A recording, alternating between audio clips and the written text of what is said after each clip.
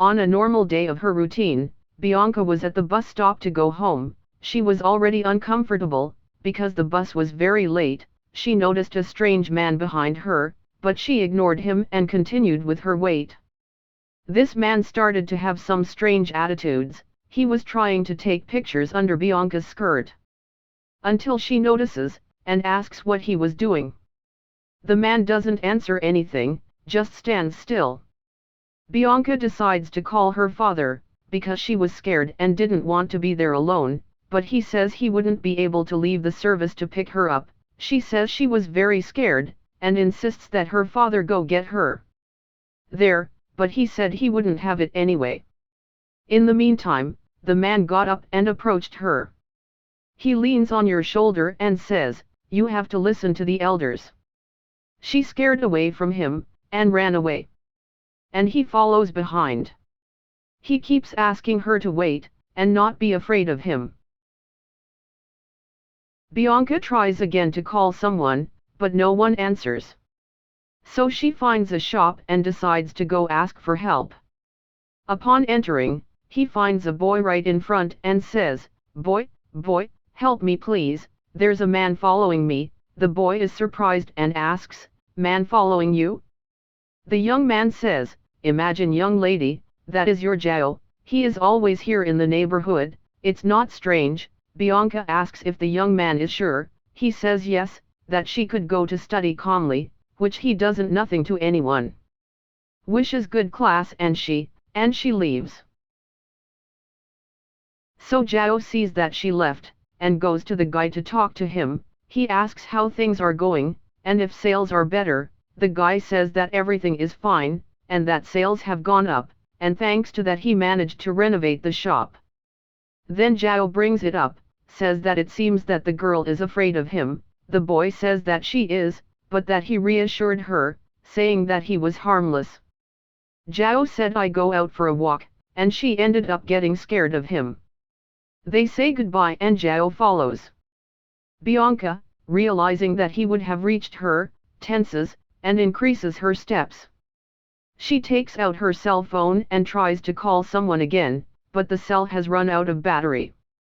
Then she sees a girl sweeping the sidewalk and goes to her for help. She says, "Girl, can you help me?" The girl asks what happened. So she answers, "There's a man following me, I called my father, but he can't come get me, and now my cell phone is dead. I went to the shop but nobody believed me, I'm desperate, I wanted to call the police, can you help me?" The girl doesn't react, asks her to calm down and invites her in. She is surprised and says, "Man? How strange, there was never this here in the village, very rare, come in here and I'll get my cell phone." Upon entering, the girl starts calling her uncle, and asks him to take her cell phone. To Bianca's surprise, the uncle was the man.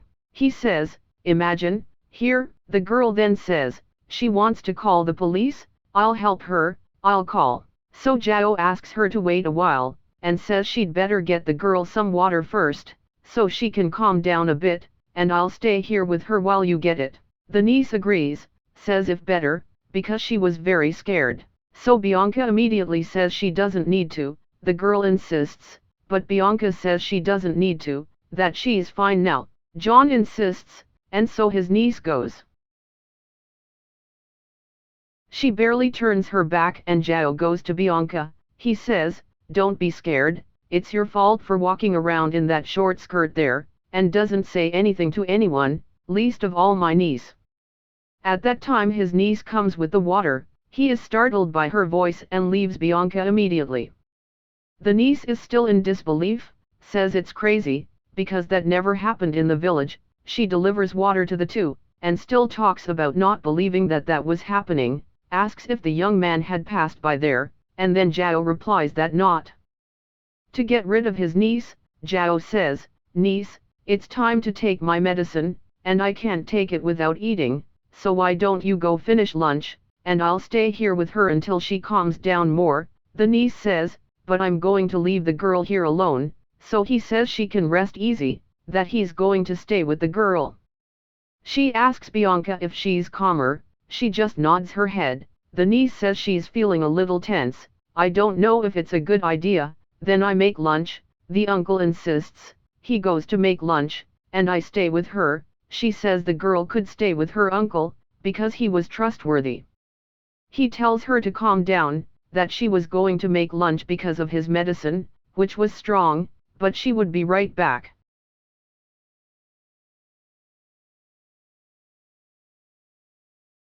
She leaves, and Zhao presses her against the wall, and says she shouldn't leave there. Bianca just agrees.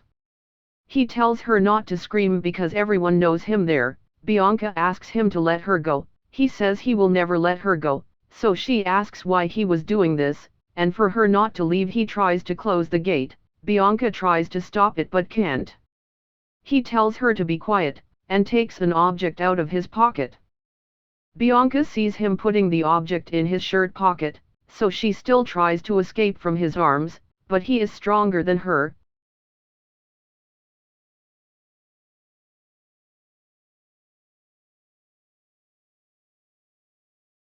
So Bianca takes the object, and uses it against himself. Then he starts screaming, and calls her crazy. Hearing the noises,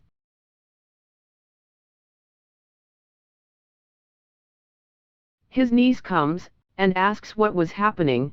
Zhao said that the girl would have tried to steal from him, and when she stopped she hurt him. Bianca says that it was all a lie, that he was harassing her. Zhao then asks to call the police, and her niece says she already did. Bianca says, "Police no girl, I'm not a thief, he was the one who was harassing me from the bus stop, please believe me, he was threatening me now and went wrong."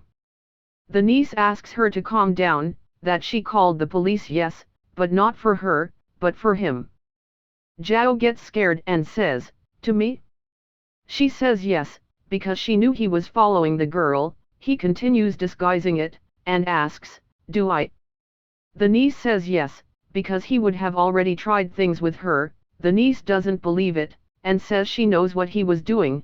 Zhao says he didn't do anything, that he was an integral person. He didn't believe his own family was suspicious of him, and leaves.